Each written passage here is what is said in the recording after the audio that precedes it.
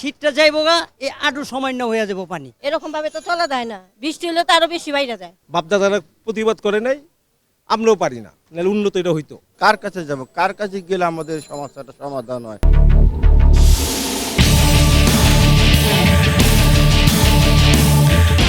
Point স্টেশনের পুরো total system মনে নষ্ট হয়ে গেছে। অধিকাংশ সময় এটা জলমগ্ন থাকে। বৃষ্টি হলে তো আরো বেশি বাইরে যায়। জুম্মার নামাজি পড়তে পারে না মানুষ। আমরা চাই এটা থেকে পরিত্রাণ। সিটি কর্পোরেশন কি করতে? চলছে শীত মৌসুম, কিন্তু পুরান ঢাকার বংশাল এলাকার কিছু সড়কের দিকে তাকালে মনে হবে যেন বর্ষাকাল। মাজেদ সর্দার রোড ও আগা সাদেক রোডের বিভিন্ন অংশে সারা বছরই জমে থাকে নোংরা ও দুর্গন্ধযুক্ত পানি। এলাকাটি ঘনবসতিপূর্ণ হওয়ায় প্রতিদিন অসংখ্য মানুষকে এসব সড়ক ব্যবহার করতে হয়, কিন্তু রাস্তা জলমগ্ন থাকায় এই নোংরা পানি পেরিয়েই চলাচল করতে হচ্ছে সবাইকে।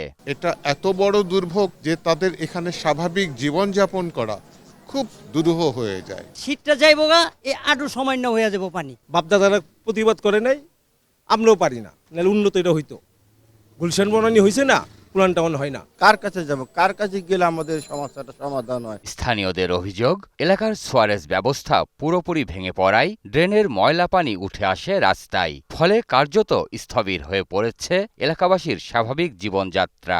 সবগুলা ম্যানহোল ব্লক, একটু পরপরই ভরে যায়। এরকম ভাবে তো চলা যায় না, বৃষ্টি হলে তো আরো বেশি বাইরে যায়। সকাল 11টার থেকে পানি, সন্ধ্যা 8টা পর্যন্ত পানি থাকে। সকালে একটু বাজার করতে পারি, বিকালে তো আর হাঁটতে পারি না। সারা ঢাকা শহর শুকনা, কিন্তু আমাদের এলাকায় হাঁটু সমান পানি থাকে।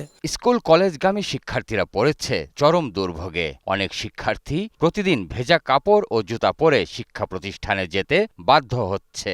এতে কঠিন হয়ে পড়েছে নিয়মিত ক্লাসে অংশ নেয়া। বাচ্চা নিয়ে অনেকে স্কুল থেকে ফিরে, অনেকে পানিতে পড়ে যায়। বাচ্চারা যে কষ্টটা করতেছে স্কুলে আসা যাওয়ার সময়, এটা খুব কষ্টনীয়। স্কুলে বাচ্চারা ছোট ছোট, তারা স্কুলে যেতে পারে না। 40 টাকা নেয়, 50 টাকা নেয় এখান থেকে আসার সময়, তার লেগে আমাদের পাড়ে আসতে হয়। একদিন আসলে 10 দিন আসতে পারে না।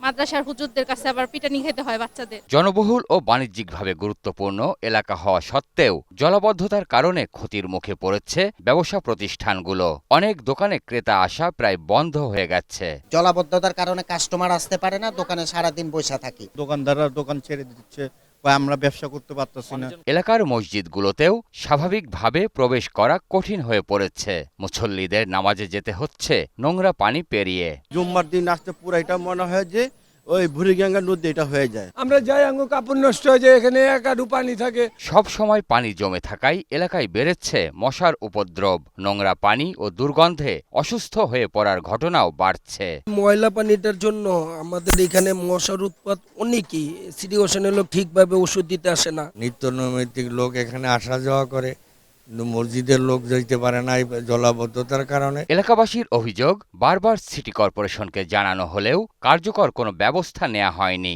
নিয়মিত কর পরিশোধ করেও নাগরিক সুবিধা না পাওয়ায় ক্ষোভ বাড়ছে মানুষের মধ্যে। ট্যাক্সের বিনিময়ে আমার মনে হয় সরকারের এই দিকটা সজাগ দৃষ্টি দেওয়া দরকার। যার দরকার তার কাছে গেতেছে, কিন্তু আমাদের কাজটা কেন হয় না? যে সমস্ত নাগরিক সুবিধা নেওয়ার জন্য যা যা করণীয়, ট্যাক্স দেওয়ার জন্য, সেই সমস্ত কিছু বহন করছেন, বাট আমরা নাগরিক সুবিধা থেকে বঞ্চিত হচ্ছি। স্থানীয় রাজনৈতিক নেতাদের সহায়তায় মাঝে মাঝে অস্থায়ীভাবে পানি অপসারণ করা হয়, তবে কয়েকদিনের মধ্যেই পরিস্থিতি আবার আগের মতো হয়ে যায়। চরম আকার ধারণ করেছে এই জলাবদ্ধতা।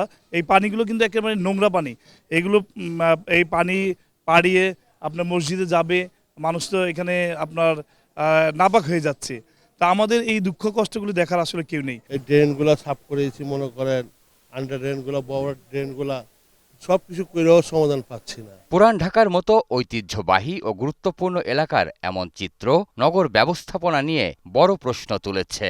নাগরিকদের এই দুর্ভোগ লাঘবে কার্যকর পদক্ষেপ নেয়ার দাবি এলাকাবাসীর। বৃষ্টি ছাড়াই বন্যা, এটাই যেন নিয়তি হয়ে দাঁড়িয়েছে ঢাকা দক্ষিণ সিটি কর্পোরেশনের 33 নম্বর ওয়ার্ডের বাসিন্দাদের। দিনরাত ভোগান্তি পোহাচ্ছেন তারা এই পানিবন্দী জীবনে। প্রিয় দর্শক, আপনাদের দুর্ভোগ দুর্দশার চিত্র তুলে ধরতে চাই 21 টেলিভিশন। আপনাদের যে কোনো ভোগান্তির কথা জানাতে ফোন করুন এই নম্বরে। তথ্য পাঠাতে পারেন হোয়াটসঅ্যাপ এবং ইমেইলেও। সঙ্গে থাকব আমি সঞ্জয় অধিকারী আর 21 টিম। সবসময় আপনাদের পাশে আছে 21 টেলিভিশন।